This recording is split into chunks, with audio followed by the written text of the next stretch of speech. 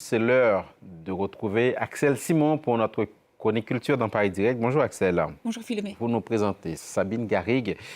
Le texte est son premier livre qui s'intitule Rien n'est su. Racontez-nous un petit peu plus ce que vous avez découvert. Oui, c'est un premier texte et déjà un texte littéraire pour Sabine Garrigue, publié aux éditions Le Tripode. C'est un récit grave et lumineux à la fois, comme le précise l'éditeur, on ne peut pas mieux dire. Grave parce qu'il trouve son origine dans la disparition de la fille de Sabine Garrigue, tuée dans les attentats de novembre 2015 au Bataclan, et lumineux car il est tissé par l'amour entre une mère et sa fille, au-delà du manque et de la perte. C'est un drame intime, évidemment, très individuel, mais qui est traversé par une autre dimension qui est beaucoup plus universelle, qui est même collective, s'agissant d'un contexte de terrorisme en France. Sabine Garrigue, j'ai pu la rencontrer à Paris chez son éditeur, et elle nous confie que la mort, par la force des choses, a dû paradoxalement faire surgir la vie. On l'écoute. C'est peut-être difficile à entendre ou à comprendre, mais la mort de ma fille m'oblige, c'est comme un électrochoc, à envisager la vie dans toutes ses dimensions. Et puisque je fais le choix de vivre, il faut absolument que cette vie soit pleine, qu'elle soit belle. C'est quelque chose qui ne m'habitait pas forcément avant, qui est là aujourd'hui. C'est totalement paradoxal, je ne sais pas l'expliquer, mais c'est une réalité. La mort nourrit la vie. Axel, quelle forme a pris le texte?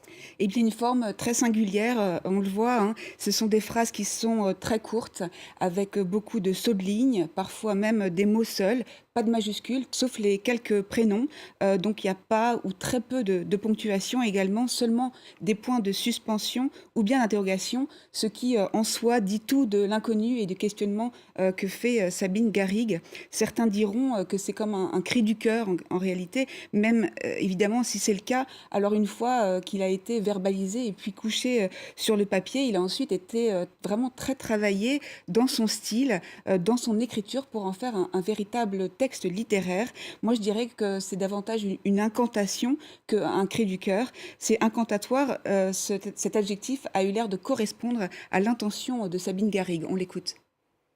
Quand j'écris, je suis vraiment dans un ressenti immédiat, une respiration qui m'accompagne ou dans laquelle je suis.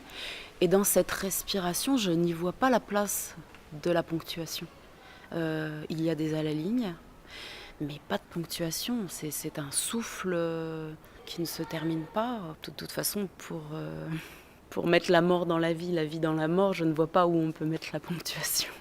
Alors voilà, un texte qui, en plus d'être très beau à lire et déchirant, hein, il faut bien le dire, semble être aussi fécond pour l'auteur, Sabine Garrigue, pour l'auteur et puis aussi pour les autres, puisqu'il y a eu le surgissement dans sa vie de ses racines algériennes, côté paternel. Et ça, c'est un élément dans cette reconstruction qui lui importe beaucoup. Vous avez également rencontré l'éditeur de Sabine Garrigue. Qu'est-ce qu'il vous a dit?